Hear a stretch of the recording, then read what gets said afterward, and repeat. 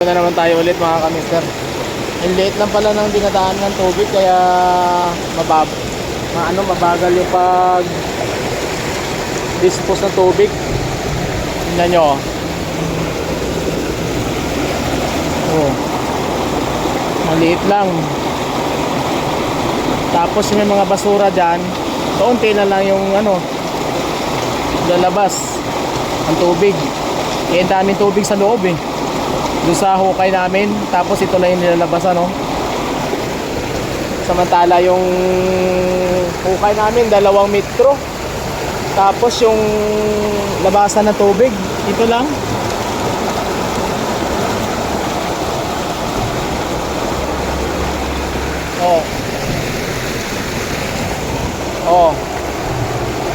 Laki ng tapunan ng tubig. Ang labasan yan lang.